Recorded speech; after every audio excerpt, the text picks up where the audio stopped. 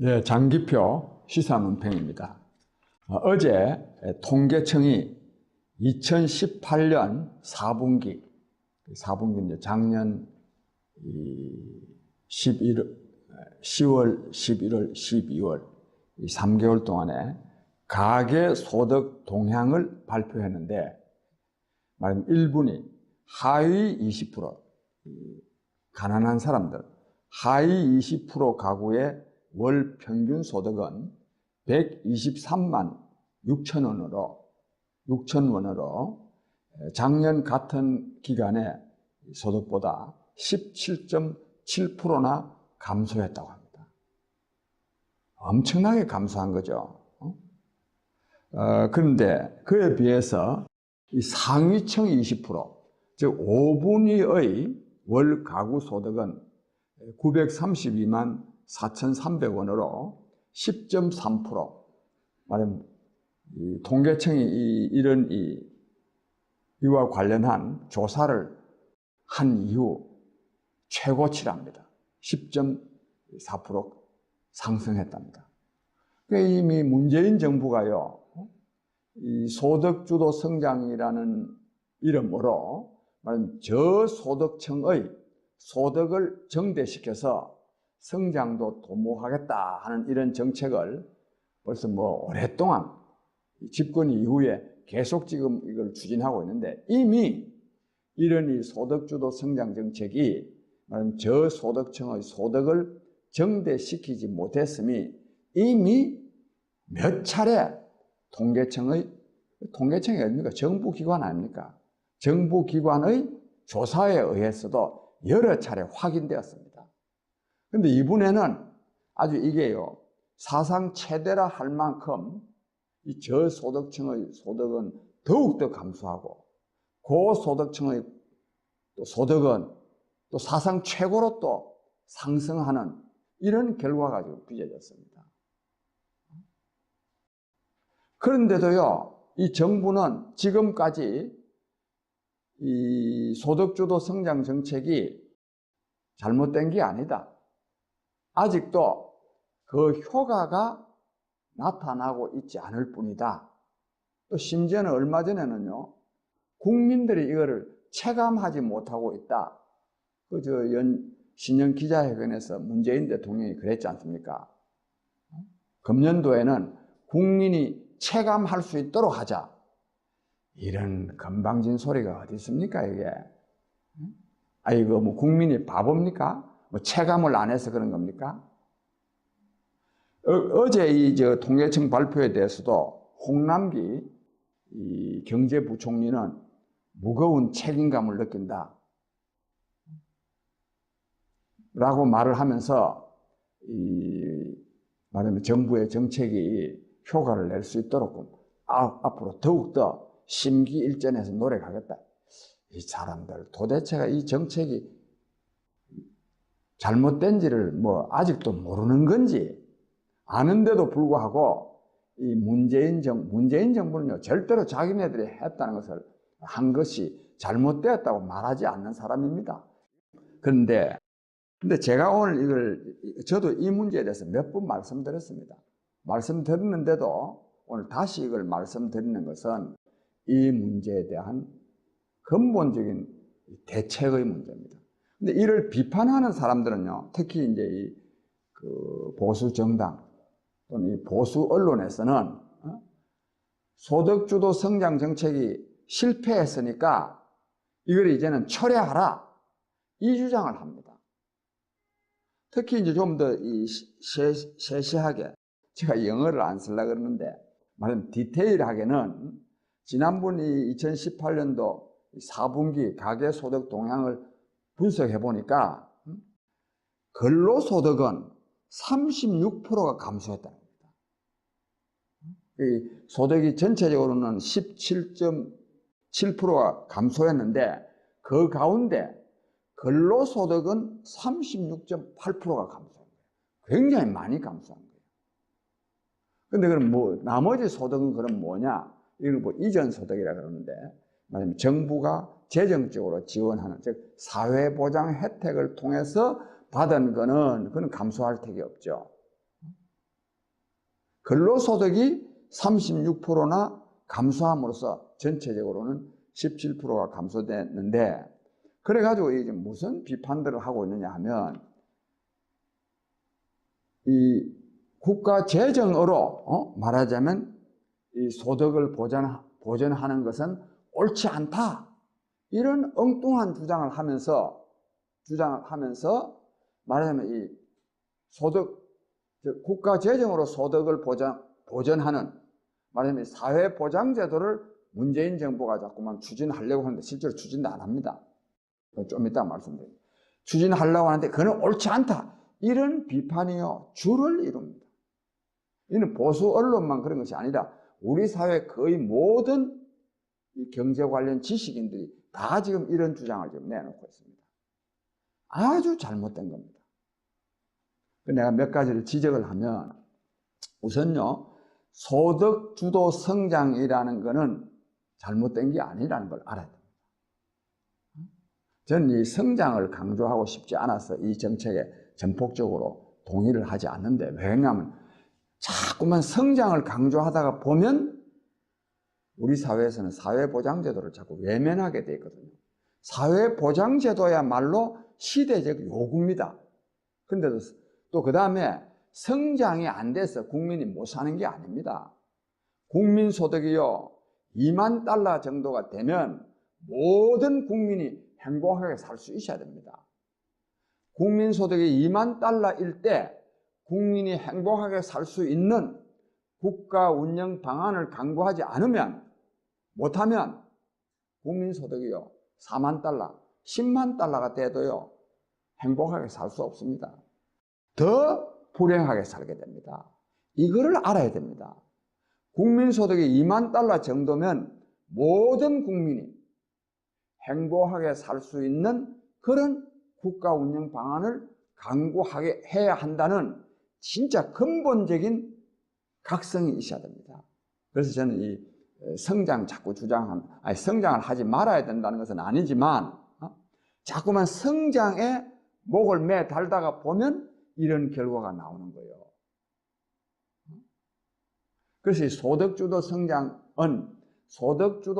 자체가 잘못된 게 아니라 소득주도 성장 정책이 거꾸로 가서 그런 거예요. 어떻게 되느냐?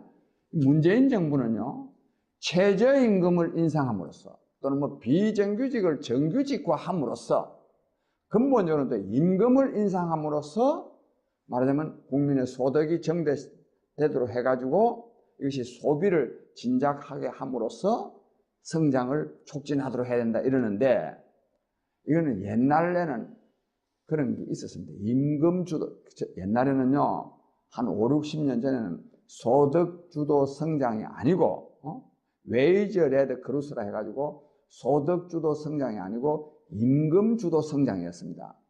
그때는 틀린 게 아닙니다. 그 주장이 좀 설명이 복잡하기 때문에 생략하는데, 지금은 이 소득주도 성장을 해야 됩니다. 임금주도 성장이 아니고. 그런데요, 문재인 정부는 소득주도 성장이라고 말을 하면서도 실제로는 임금주도 성장을 하고 있는 거예요. 이건 옳지 않단 말이에요. 왜 옳지 않느냐? 어차피 지금은요, 임금이라는 건 취업 노동자들이 받는 거 아닙니까? 취업한 사람 자체가 줄어질 수밖에 없는, 즉 실업자가 많을 수밖에 없는 거예요. 그 실업자한테는요, 임금을 아무리 올려준다고 말해도 취업을 하고 있지 않은데 어떻게 임금이 올라갑니까? 소득주도 성장이 되려고 그러면 임금 인상이 아니고 최저임금 인상이라든지 취업 노동자들의 임금을 인상하는 그 소득주도 성장이 아니고, 무소득자, 진짜 저소득층 가운데서도 무소득자의 소득을 올려주는 정책을 통해서 소득주도 성장 정책을 해야 된다 이 말입니다. 근데 보세요, 이번에도요, 이 지금 작년 4분기 동안에만도 무직 가구, 집안에 일하는 사람이 하나도 없는 무직 가구가요, 작년 4분기 동안에 43.6%에서 55.7%로 올라간 거예요. 이 경제 수치에서요, 이 전 국가적인 통계에서 이렇게나 오른다는 거는 상상하기가 어려운 겁니다. 1, 2%도요, 굉장히 큰 겁니다. 국민소득 경우에요, 1%가 엄청난 겁니다. 그런데 이건 통계가 잘못되느냐? 전혀 잘못된 게 아닙니다. 저는 이거 통계 안 봐도요, 당연한 거죠. 왜? 이 최저임금 노동자들이 주로 어디서 일하느냐? 소상공인들이란 말이에요. 자영업자들이란 말이에요.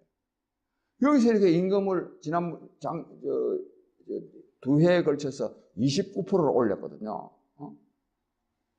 2017년도에 16.4%, 작년 16.4%, 금년에 10.9% 이래 올리니까 이게 이제 저소득층 노동자들이 주로 일하는 자영업자, 소상공인들은 해고할 수밖에 없는 거죠. 그 해고를 한 거예요. 이게 지금 그거를 지금 말하면 소상공인들이 고용하고 있던 인원들을 많이 말하자면 해고했음을 이 통계 수치는 지금 말해주고 있는 겁니다.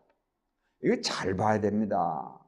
근데 이거는 꼭 최저임금을 올려서만이 아니고 역사적인 경향, 트렌드가 이제는 이 최저임금 받는 이런 노동자들은 줄어지게 되어 있습니다. 이게 어느 이 통계에서도요, 세계적으로는 선진국일수록 저학력 노동자들의 수는 자꾸만 줄어지고 고학력 노동자들의 수가 오히려 늘어나는. 왜 그러냐?